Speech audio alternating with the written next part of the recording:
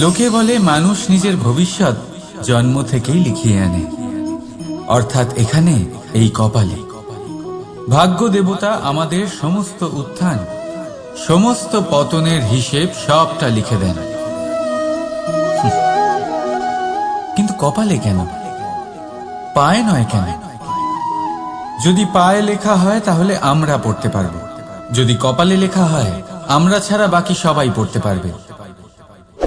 এবারে আমাদের কপাল এখানে তাই প্রতিফলিত হয় যা আমাদের মস্তিষ্কে আছে, আর মস্তিষ্কে থাকে আমাদের ভাবনা। তাই এই ভাবনার ধনাত্মক হওয়া অত্যন্ত জরুরি। এতে বিকাশের জন্য স্থান রাখুন, এতে সবাইকে একসাথে নিয়ে চলার ভাবনা রাখুন, আর বিশ্বাস করুন আপনার মস্তিষ্কের এই ভাবনা সাফল্য রূপে আপনার কপালে অবশ্যই লিখিত হবে। কারণ আপনার ভাবনাই সত্য হয়ে আপনার জীবনে আসে। রাধা রাধা। মানুষ জন্ম নেয়, আর জন্ম নিলেই তার জীবনযাত্রা শুরু হয়ে যায়। তারপর সে পরিশ্রম করে, লড়াই করে, আর সে তার ফল অবশ্যই পায়। সেই নিজের জীবনযাত্রা নিজেই সাজায়। তার জীবনে ভয় ততক্ষণ প্রবেশ করে না যতক্ষণ না সে জীবনে কিছু অর্জন করে। একবার সে কিছু পেয়ে গেলে তারপরে সেটা হারিয়ে যাওয়ার ভয় মনের মধ্যে জন্ম নেয়।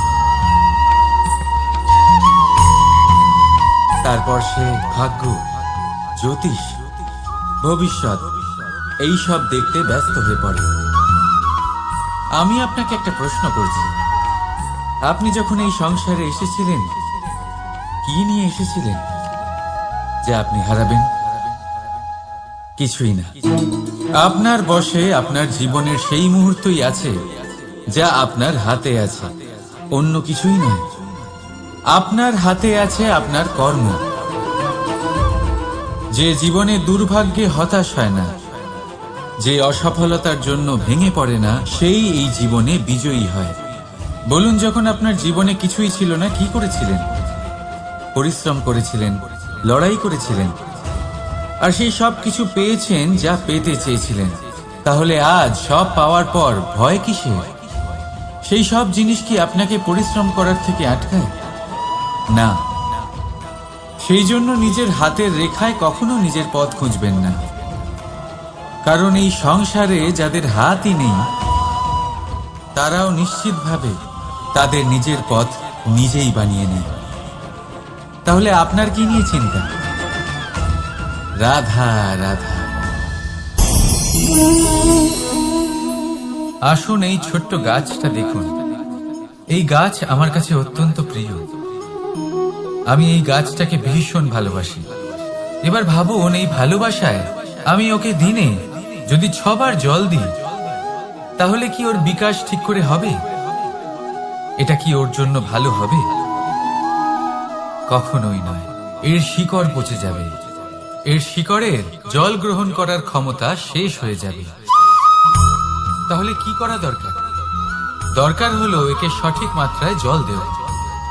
দরকার হলো সঠিক সময় অন্তর তাকে জল দেওয়া।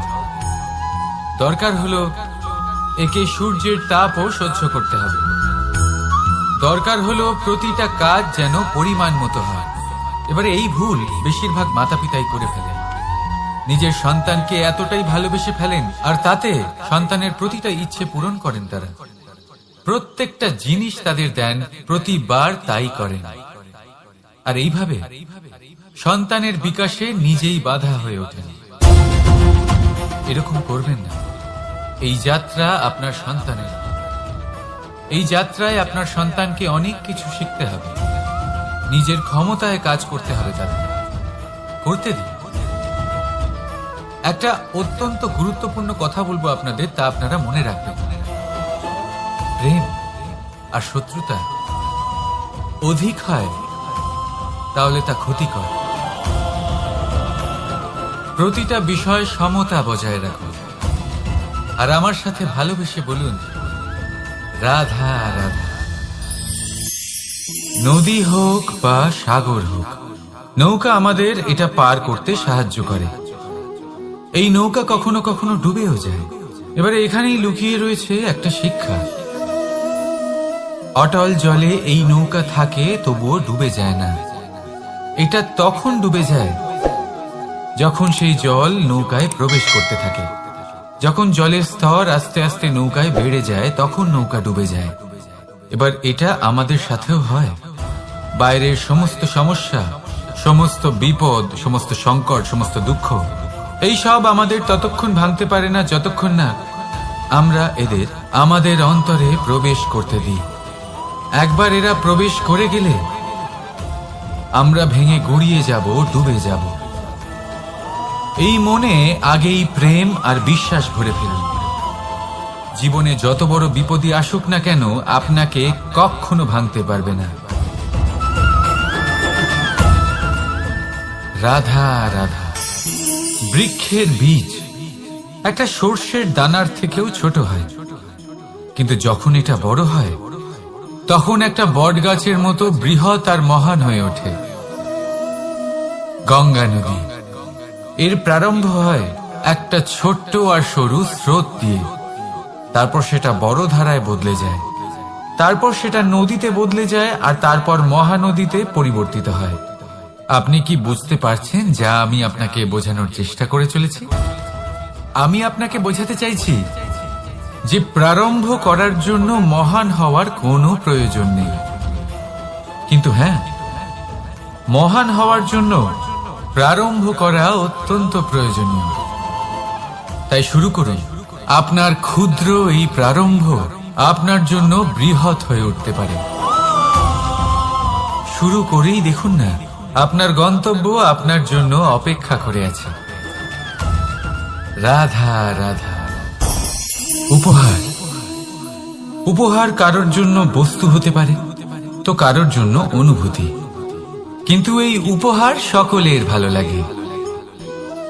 এবার যদি জিজ্ঞেস করা হয় যে উপহার কিরকম হওয়া উচিত, তাহলে কেউ বলবে যে উপহার এমন হওয়া উচিত যার সাথে আমরা সোনার উপর তুলনা করতে পারি। কেউ বলবে এমন উপহার হওয়া উচিত যা পেলে কারোর মন খুশি হয়ে ওঠে, সে আনন্দ উপভোগ করে। ব্যক্তি উপহার যা দিচ্ছে তা নির্ভর করছে তার আর্থিক অবস্থার উপরে।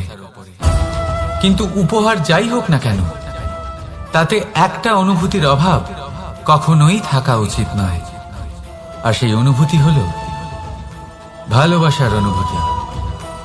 তাই মনে রাখবেন, ভালোবাসার থেকে বড় উপহার আর কিছুই নেই। আর যদি ভালোবাসার এই উপহার আপনি লাভ করেন, তার থেকে বড় আর কোনো সম্মান নেই।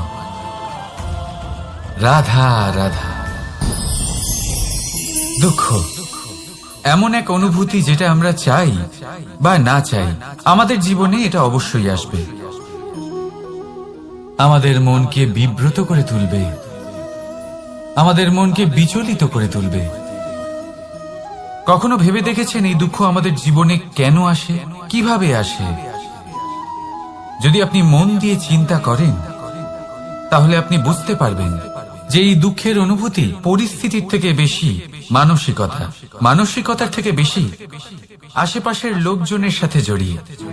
কারণ আশেপাশের লোকজনেরাই আপনার জন্য পরিস্থিতি তৈরি করেন, যা ভালোও হতে পারে আবার খারাপ। আপনার আশেপাশের লোকজনেরাই আপনার মানসিকতাকে প্রভাবিত করে, হয় তাকে ভালো করে অথবা খারাপ করে। আমাদের জীবনের অর্ধেক দুঃখ এই কারণে যে আমরা তাদের উপরে আশা রাখি যাদের উপরে কোনো আশা রাখা উচিত নয়, আর অর্ধেক দুঃখ এই কারণে যে আমরা তাদের উপরে সন্দেহ করি যাদের উপর সেটা করা উচিত নয়। তাৎপর্য এটাই যে মানুষকে চেনার চেষ্টা করতে থাকুন। যেদিন আপনি এটা বুঝে যাবেন যে কে সুজন আর কে দুর্জন, সেই দিন এই দুঃখ আপনার জীবন থেকে দূরে কোথাও চলে যাবে। রাধা রাধা। জীবনে আমরা সবাই, এই সংসারে প্রত্যেকেই শুধুমাত্র ওপরে উঠতে চায়। এমন কেউ নেই যে নিচে পড়তে চায়। কিন্তু আপনাকে যদি সত্যের সাথে পরিচয় করাই, তাহলে নিচে পড়া অত্যন্ত আবশ্যক। যখন আপনি নিচে পড়েন তখন সর্বপ্রথম আপনার মনে পড়ে উপরে যখন ছিলেন সেই স্থান, সেই সময় এবং তার গুরুত্ব কি ছিল। তার থেকেও বড় শিক্ষা, আপনার যখন পতন ঘটে তখন আপনি বুঝতে পারেন আপনার আপন কে আর আপনার পর কে, কে আপনার শুভাকাঙ্ক্ষী। এটা আপনাকে জীবনের খুব বড় এক শিক্ষা দিয়ে যায়। রাধা রাধা। এই সংসারকে আপনি কেমন করে জানবেন, কেমন করে বুঝবেন? এবার আপনার উত্তর বড়ই সহজ হবে, সংসারকে নিজে চোখে দেখে। এটা অবশ্যই উচিত। এবারে দেখুন না, আমরা নিজে চোখে এই সংসারকে দেখি, একে চিনি, তারপরে আমরা বুঝতে পারি। কিন্তু আমরা এটা খেয়াল করতে পারি না যে সমস্ত সংসারকে দেখছে যে চোখ, তা কতটা ছোট হয়, তাই না? একা একজোড়া চোখ আমাদের সমস্ত সংসারকে দেখায়। তাহলে ভেবে দেখুন আপনার কাছে আর কি কি আছে। দুটি চোখ আছে, দুটি কান আছে, বলার ক্ষমতা আছে যা দিয়ে আপনি শব্দ নির্মাণ করতে পারেন, শব্দ যা দিয়ে আপনি ব্রহ্ম বানাতে পারেন। দুই হাত আছে, যদি সে চায় তাহলে পাতাল খুঁড়ে সে জল নিয়ে আসতে পারে। দুটি পা আছে, যদি সে চায় তাহলে সংসারে যত বড়ই পর্বত হোক না কেন তাকে পার করতে পারে। একটা হৃদয় আছে যে প্রেমের বন্ধনে সবাইকে বেঁধে রাখে। একটা মন আছে যে প্রকাশের থেকেও বেশি তীব্র গতিতে চলে। এক মস্তিষ্ক আছে যে যত বড়ই সমস্যা হোক না কেন সমাধান বের করে ফেলে। এবারে ভেবে দেখুন আপনার কাছে কি কি নেই। বোঝার চেষ্টা করুন আপনি কতটা ধনবান। এই সংসারে সেই ব্যক্তি সুখী নন যার কাছে ধন আছে, সুখী সেই যে ধনের সদ্ব্যবহার করে। ঠিক তেমনি আপনার ধন হলো আপনার এই শরীরের ক্ষমতা। এই শরীরের ক্ষমতাগুলিকে ব্যবহার করে ধনাত্মক দৃষ্টিভঙ্গিতে সবকিছু দেখুন। এই সংসারকে বুঝুন, নিজেকে বুঝুন। এই সুখ চাইলেও আপনার থেকে দূরে থাকতে পারবে না। রাধা রাধা। এই পেরেককে দেখতে পাচ্ছেন আপনি? এর আকার কতটা সুন্দর, আর এই আকারের কারণেই খুব সহজেই একে দেওয়ালে রোপণ করা যায়।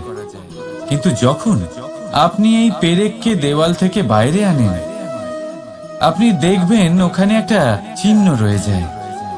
ঠিক এমনই হলো আমাদের মুখ থেকে বের করা কড়া শব্দ। যখনই আমাদের মুখ থেকে এই কটাক্ষ বেরোয়, তখন তা কোনো ব্যক্তির মনকে আঘাত করে। আর তারপরে আপনি যতই তার কাছে ক্ষমা চান না কেন, কিন্তু তাও তার সেই ঘা পূরণ হয় না। আপনার বলা সেই কথা, সেই কঠোর চিহ্ন ওই ব্যক্তির মনের দেওয়ালে খোদাই হয়ে থাকে। সেই জন্য আমি সব সময় বলি, এই শব্দের শক্তিকে আপনারা বুঝুন, এর মাহাত্ম্যকে বুঝুন। এই শব্দ ব্রহ্ম। কারণ যেভাবে আপনাকে এই শব্দ বিজয়ী করে তোলে, সেইভাবেই এই শব্দ আপনার ব্যাকুলতার কারণে, আপনার বাচন ভঙ্গির কারণে, আপনার অতি উৎসাহের কারণে আপনাকে বিপরীত প্রহারও করতে পারে, যতই আপনার মন সুন্দর ও মধুর হোক না কেন। রাধা রাধা। সম্পর্ক, এই সম্পর্ক বন্ধুত্বের হোক বা ভালোবাসার, এর আধার হলো হৃদয়। এবার এই হৃদয়ের কথা বাইরে বের করার জন্য আমাদের দরকার পড়ে শব্দের। এবার আমরা এই ভুল অনেকবার করে ফেলি।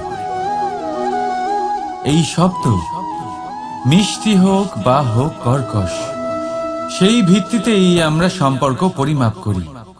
এটাকেই সম্পর্ক ভেবে নিই আমরা, আর এটাই আমাদের সব থেকে বড় ভুল। তাই মনে রাখবেন, এই সম্পর্ক শুধুমাত্র হৃদয় দিয়ে গড়ে তোলা যায়। যেটা শব্দ দিয়ে গড়া যায় সেটা সম্পর্ক নয়, আর তাতে আক্রোশ শুধুমাত্র শব্দের মধ্যে থাকা উচিত, হৃদয় নয়। তাই শব্দ দিয়ে নয়, হৃদয় দিয়ে অন্তর থেকে ভালোবাসুন আর তাকে গড়ে তুলুন। আর আমার সাথে বলুন, রাধা রাধা।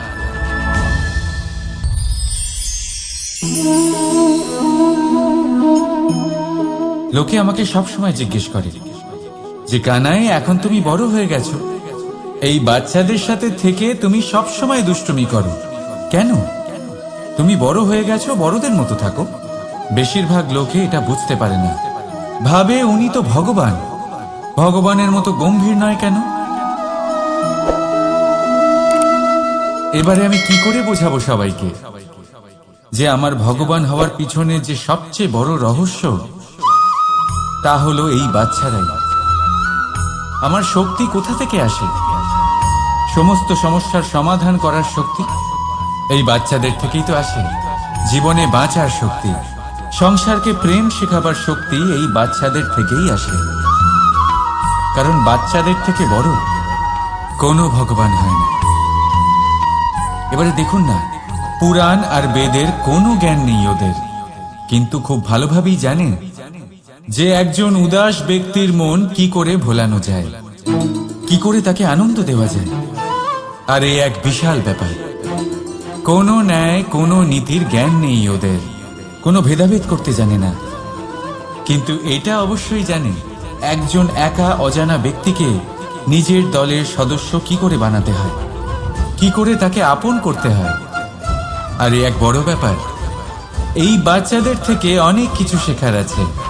তাই আপনারাও নিজেদের জীবনে রাধা রাধা।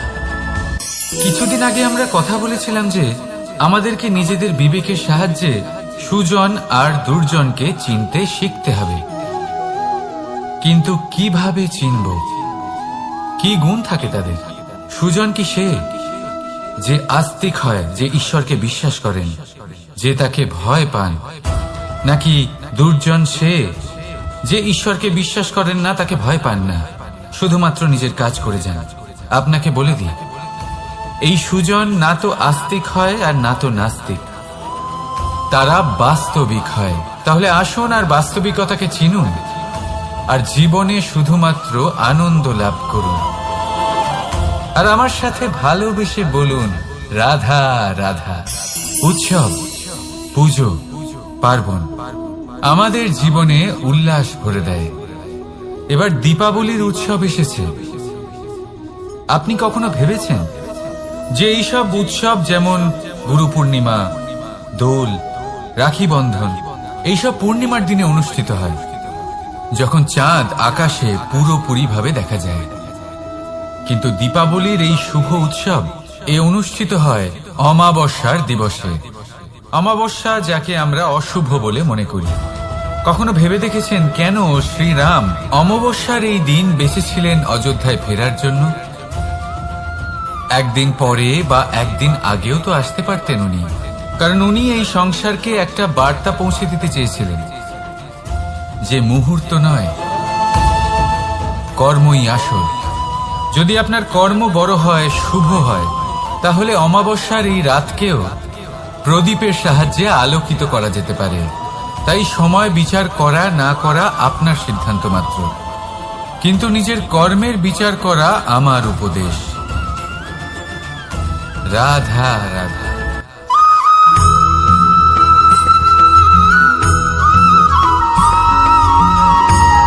কথায় আছে, প্রত্যেক পুত্র তার পিতার প্রতিচ্ছবি হয়, আর সমস্ত প্রতিচ্ছবি চায় যেন সে তার অস্তিত্ব প্রাপ্ত করতে পারে। পুত্র চায় সে যেন তার পিতার মতো হয়, বা কখনো কখনো তার থেকেও শ্রেষ্ঠ হয়। সেটা কোনো অনুচিত ব্যাপার নয়। অনুচিত তখন হয় যখন পুত্র নিজের পিতার মতো হবার স্বপ্ন পূরণ করতে গিয়ে বা তার থেকেও শ্রেষ্ঠ হওয়ার স্বপ্ন পূরণে অনুচিত পথের আশ্রয় নেয়। কারণ তারপরে সে তার পিতার গুণগুলি আত্মসাৎ করতে চায় না। সে শুধুই এটা চায় যে সংসারের চোখে যেন আমি শ্রেষ্ঠ প্রমাণিত হই। এটা অনুচিত। সংসারে এমন অনেক মানুষ আছেন যারা এই কারণে শ্রেষ্ঠ হওয়ার চেষ্টা করেন যাতে তার পরিবারে তার পিতার সম্মান বৃদ্ধি পায়। এমনও মানুষ থাকেন, আর এটাই হলো পার্থক্য উদ্দেশ্যের। মনে রাখবেন, যদি আপনার উদ্দেশ্য শুভ হয় তাহলে পথও শুভ হবে, যদি আপনার উদ্দেশ্য অশুভ হয় তাহলে পথও অশুভ হবে। তাহলে নিজের পিতার মতো হবার চেষ্টা অবশ্যই করুন, তার থেকেও শ্রেষ্ঠ হওয়ার চেষ্টা অবশ্যই করুন, কিন্তু মনে রাখবেন আপনার সংকল্প আর আপনার উদ্দেশ্য, এই দুই শুভ হওয়া উচিত। তাহলে আসুন আর আমার সাথে ভালোবেসে বলুন, রাধা রাধা।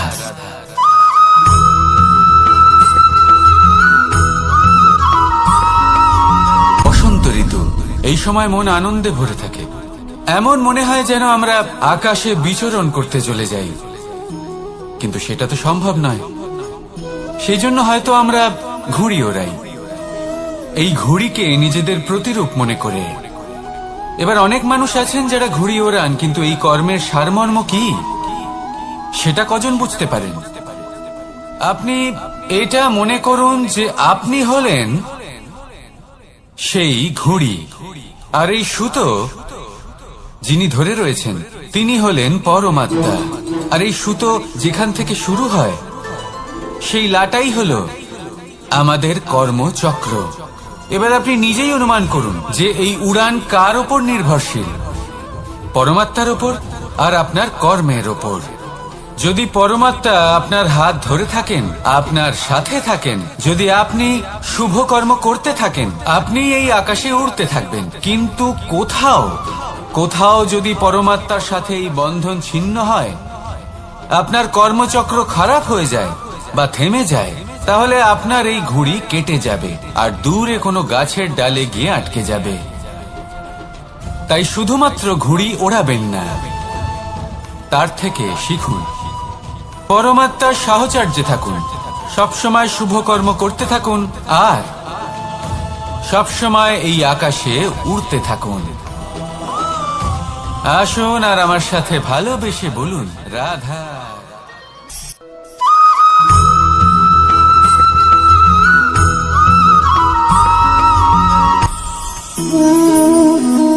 শক্তি এক অত্যন্ত বিচিত্র বস্তু, বা বলতে পারেন অনুভূতি। পিতা সবসময় চান যেন তিনি তার শক্তি পুত্রকে। আসুন আপনাকে সহজে বোঝাই। যদি আপনি সুপাত্র হন আর আপনাকে শক্তি দেওয়া হয়, তাহলে আপনি সেই শক্তির গুরুত্ব বুঝবেন, কোথায় সেই শক্তি প্রয়োগ করা উচিত সেটা বুঝবেন। আর এটা যেহেতু অর্জন করা শক্তি হবে, সেই শক্তির অপব্যবহার হবে না। কিন্তু যদি এই আপনি কুপাত্র হন আর যদি আপনাকে এই শক্তি দেওয়া হয়, তাহলে কি হবে?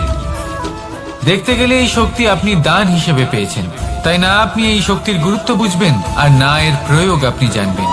তার অপব্যবহার হওয়া সুনিশ্চিত। তাই যদি আপনি কোনো শক্তি অর্জন করতে চান, তাহলে আগে তার যোগ্য হয়ে উঠুন, পুত্র নয় পাত্র হয়ে উঠুন।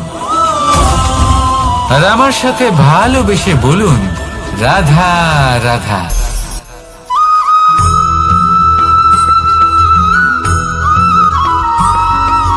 প্রত্যেক মানুষ নিজের জীবনে হীরক তথা হিরে এবং দর্পণ, এই দুই দেখেছেন। এই দুই হলো সাদা এবং এরা দুজনেই আলোর প্রতিফলন ঘটায় এবং এরা দুজনেই উজ্জ্বল হয়ে ওঠে। আপনি হয়তো মনে মনে ভাবছেন যে এটা কি ধরনের তুলনা করছি। একটা হিরে তো রত্ন, তার মূল্য দর্পণের থেকে অনেক গুণ বেশি। কিন্তু হিরে থাকাতে দর্পণের মূল্য কিন্তু কোনো অংশে কমে যায় না, তাই না? মানুষ যখন হিরে নিজের হাতে নেয়, তখন সবার আগে কি খোঁজে? দর্পণ, যাতে তার মধ্যে দিয়ে দেখে সে বুঝতে পারে যে সেই হিরে আদৌ তার শোভাবর্ধন করছে কিনা, তাকে ভালো দেখাচ্ছে কিনা, প্রসাধনের জন্য সেটা ব্যবহার করা ঠিক হবে কিনা। অর্থাৎ হীরের উপস্থিতিতে দর্পণের গুরুত্ব কম হলো না, দর্পণের কারণে হীরের মূল্য বোঝা গেল। আমাদের জীবনেও ঠিক এরকমই ঘটে। আপনারা যদি সংসারে নিজের আশেপাশে দেখেন, এমন অনেক মানুষ দেখতে পাবেন যারা নিজেদের ক্ষেত্রে মহান স্থানে পৌঁছেছেন, নিপুণ, তাহলে নিজেকে ছোট মনে করবেন না। আসুন আর আমার সাথে ভালোবেসে বলুন, রাধা রাধা।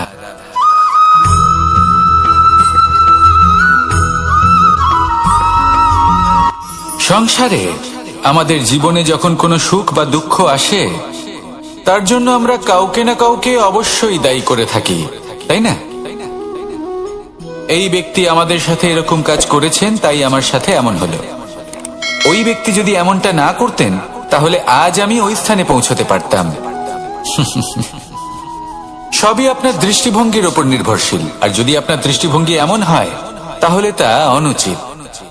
সত্যি কথা বলতে এই সংসারে ভিন্ন ভিন্ন ধরনের মানুষ আছে।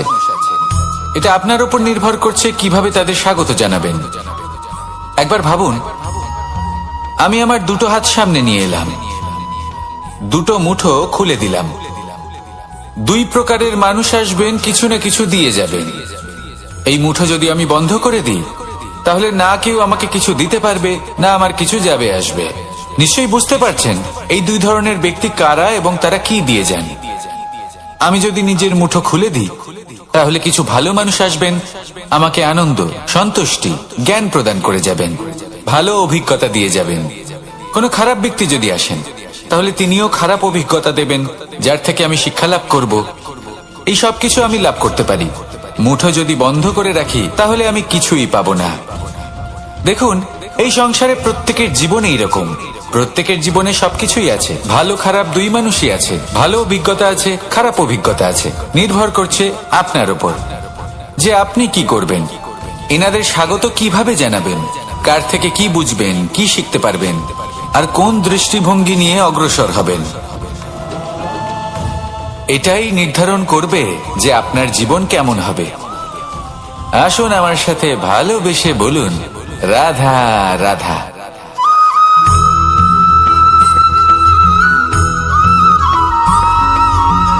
এই দড়িটা দেখুন,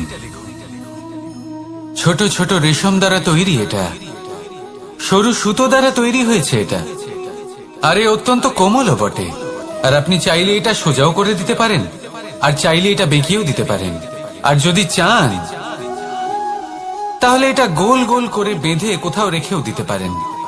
এবার এই কোমল দড়ি যদি কোনো নিষ্ঠুর কঠিন পাথরে বারংবার জড়িয়ে দেওয়া হয় তাহলেও তাকেও কাটতে পারে, নিজের ছাপ ছেড়ে যেতে পারে, সেটার আকারও বদলে ফেলতে পারে। এবার এর কারণ কি? এর কারণ হলো অভ্যাস আর নিরন্তর প্রচেষ্টা।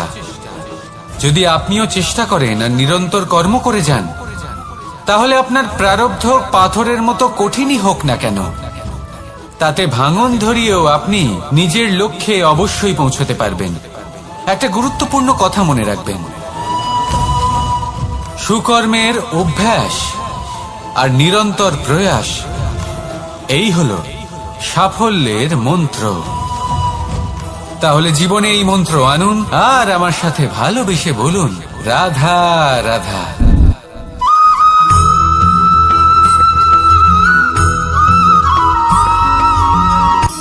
শক্তি, শক্তি অর্জন করা এতটা কঠিন নয় যতটা শক্তি লাভ করার পরে সেই শক্তি সামলানো কঠিন হয়।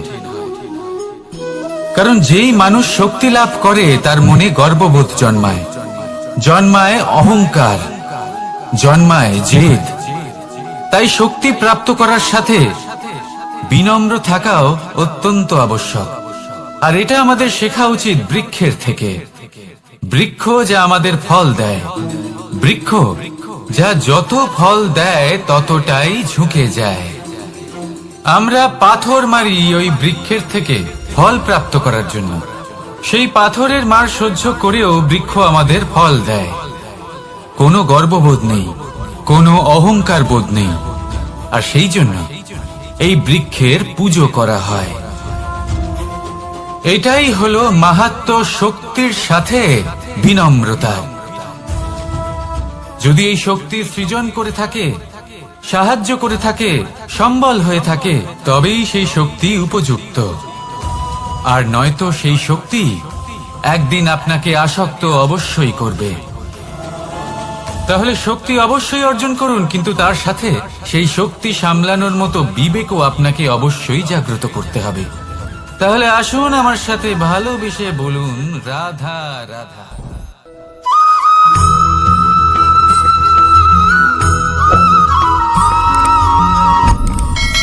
আপনি কি কখনো কোনো জলের ধারা দেখেছেন?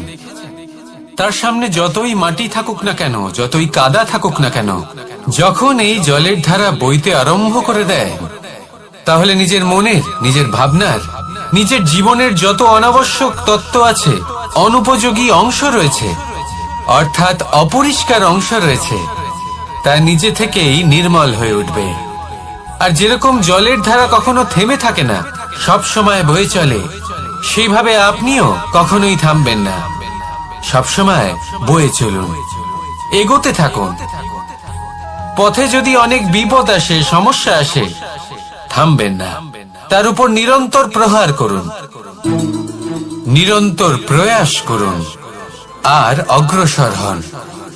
আপনি ভেবে দেখুন, এই জলের ধারা কখনো থেমে থাকে না, সবসময় বয়ে চলে, বিপদের সম্মুখীন হয়ে তাকে সাথে বয়ে নিয়ে চলে। সেই জন্য জলের ধারা, প্রবাহমান এই ধারা, এর থেকে কখনো দুর্গন্ধ আসে না, এতে কখনো ময়লা জমতে পারে না, বরং পালিত হয় সুন্দর প্রাণবন্ত জীবজন্তু, যেমন সুন্দর ছোট মাছ। তাই আপনিও এটাই করুন, কখনো থামবেন না, শুধু চলতে থাকুন, জলের ধারার মতো বইতে থাকুন। আপনি আপনার লক্ষ্য অবশ্যই খুঁজে পাবেন, আর তার সাথে নিজের অন্তরের যে মালিন্য রয়েছে তা আপনি নিজেই নিজের থেকে দূরে করে দেবেন। তাহলে আসুন আর আমার সাথে ভালোবেসে বলুন, রাধা রাধা।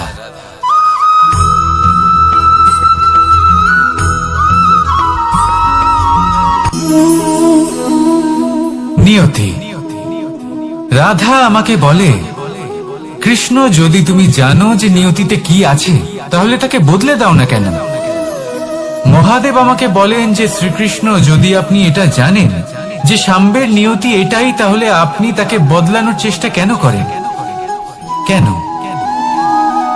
কারণ আমি একজন পিতা, আর পিতার কর্তব্য এটাই, তিনি যেন সম্ভাব্য সব চেষ্টা করেন নিজের সন্তানের মঙ্গলের জন্য। নিয়তি আমি জানি, কিন্তু এটাও আমি জানি যে কর্মের থেকে বড় আর কোনো নিয়তি হতে পারে না। অভিজ্ঞতাও রয়েছে যে কর্মের হাতে নিয়তির এই চক্র বদলে যেতে পারে।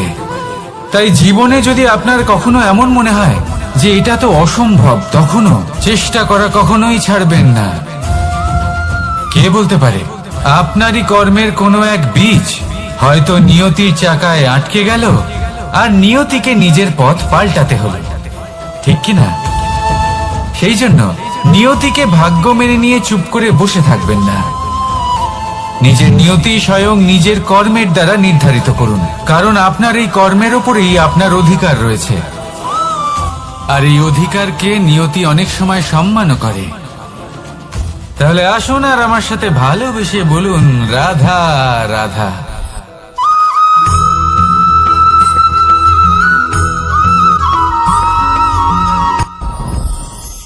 সাথী। সাথী এই শব্দটির ব্যাখ্যা কে কিভাবে করে? মিত্র, সখা, বন্ধু। কিন্তু অর্থ একটাই, তিনি যিনি আপনার সঙ্গী হন, আর তিনি যার সাথী আপনি হন। এবার সব থেকে বড় প্রশ্ন হলো এটাই যে তিনি কে হতে পারেন যাকে আপনি আপনার সাথী বলে মেনে নিতে পারেন, নিজের সখা, নিজের মিত্র, নিজের বন্ধু মেনে নিতে পারেন। আপনার সাথী হলেন তিনি যিনি দুঃখের সময় আপনার পাশে থাকবেন, আপনার হাত ধরে থাকবেন। আপনার সাথী হলেন তিনি যার হাত আপনি নিজের সুখের দিনে ধরে থাকবেন। সেই সাথীরই হাত ধরুন যিনি দুঃখে সবসময় আপনাকে সাহায্য করার জন্য তৎপর হয়ে থাকেন, আপনার পাশে থাকেন, আর যাকে সুখের দিনে আপনি আপনার সাথে রাখতে পারেন। আর যখন আপনার সাথে আপনার এই সাথী থাকবে, তখন আপনি এটা বুঝবেন যে যখন জীবনে দুঃখ আসে, তখন এই দুঃখ কমে যায়, সবার মধ্যে ভাগ হয়ে যায়।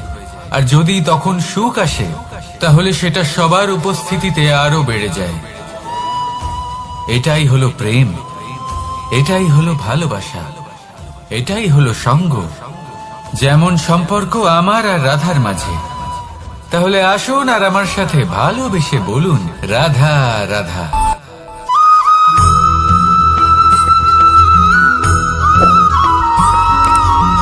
পঞ্চতত্ত্বের মধ্যে দ্বিতীয় তত্ত্ব হল ধরণী, ভূমি, যাকে আমরা ধরণী মাতা বলি। এই ধরণী ধৈর্য ধারণ করে, আর এর ওপরেই আমাদের সমগ্র সংসার নির্ভরশীল। কারণ এই ভূমি সহ্য ক্ষমতা রাখে। এর সহ্য ক্ষমতা হলো অপরিসীম। সন্তান যতই আঘাত প্রদান করুক না কেন, প্রেম পূর্বক সহ্য করে আর তার বদলে অমূল্য রত্ন প্রদান করে। সন্তান যদি হাল চালায় তাহলে তার বদলে তাকে অন্ন প্রদান করে। এটাই হলো ধরনী। এবার এর থেকে আমরা কি শিক্ষা পেতে পারি? এটাই যে কারোর জন্য কিছু করা বা কাউকে কিছু দেওয়া মনে কোনো কামনা ছাড়াই।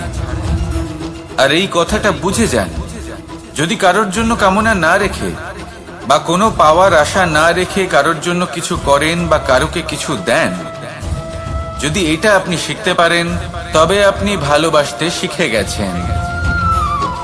আর সেই জন্যই এই ধরিত্রীকে মাতা বলা হয়। কারণ মাতা শুধু উনি নন যিনি গর্ভে সন্তানকে ধারণ করেন, মাতা তো উনিও যিনি জীবন বাঁচতে শেখান, যিনি জীবন বাঁচার উদাহরণ প্রদান করেন।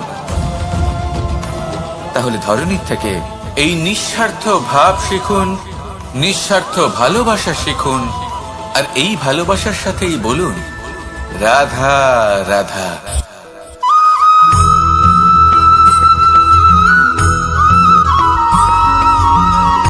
কথায় আছে, অন্ধকারে প্রদীপ প্রজ্বলিত করলে চতুর্দিক আলোকিত হয়।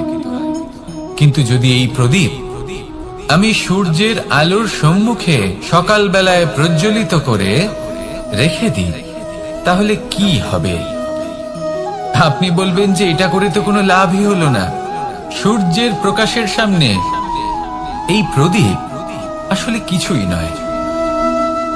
এবার এই চিন্তা ভাবনা প্রত্যেক দিন করতে হবে, আর একটা অমূল্য শিক্ষা পেতে হবে। মনে করুন যে আপনি মহাপুরুষের সামনে বসে আছেন, কোনো মহাজ্ঞানীর সামনে। তাহলে সেই ব্যক্তির সামনে নিজের জ্ঞানের প্রদীপ প্রজ্বলিত করবেন না, নীরব থাকুন।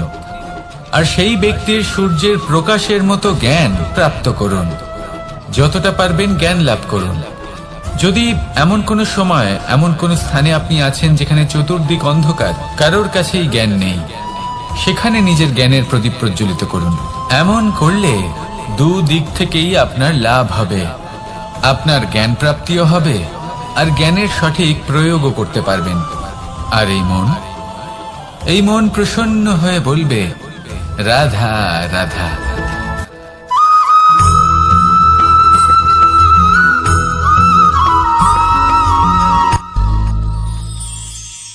শিশিরের বিন্দু পাতার ওপর পড়ে আর তার গায়ে লেগে থাকে। পাতা তাকে শুষে নিতে পারে না, আর শেষ পর্যন্ত সে ঝরে পড়ে যায়। অন্যদিকে রয়েছে মেঘ এবং চাতক। এদের মধ্যে অনেক দূরত্ব থাকে। মেঘ থাকে আকাশে আর চাতক থাকে ধরিত্রীতে। কিন্তু যখন এই মেঘ থেকে বৃষ্টি ঝরে পড়ে, এই চাতক কিন্তু সেই জলই পান করে, নয়তো সে তৃষ্ণার্ত থেকে যায়। এবার অন্যদিকে দেখলাম শিশির বিন্দু আর পাতার এই সম্পর্ক। এরা খুব কাছাকাছি থাকে, ঘনিষ্ঠও থাকে। অন্যদিকে রয়েছে মেঘ এবং চাতকের সম্পর্ক, যাদের মধ্যে অনেক দূরত্ব থাকা সত্ত্বেও তারা খুব ঘনিষ্ঠ, তাই না? এই সারমর্ম খুব সরল। এই নৈকট্য, এই দূরত্ব, তা আপনার সম্পর্কে প্রভাব কিছুতেই ফেলতে পারে না। এই নৈকট্য, এই দূরত্ব, এইসব হলো শুধুমাত্র মনের ব্যাপার। কখনো আপনি অনুভব করেছেন আপনি কারোর থেকে অনেক অনেক দূরে আছেন, অনেক দূরে আছেন, তাও সেই ব্যক্তির প্রতি আপনি টান অনুভব করেন। সেখানে আপনি কারোর সাথে প্রত্যেক দিন অতিবাহিত করেন, সমস্ত জীবন অতিবাহিত করেন, সব থেকে বেশি সময় তার সাথে অতিবাহিত করেন, তাও তার প্রতি সেই টান অনুভব করেন না। এই সংকেত হলো মনের দূরত্বের।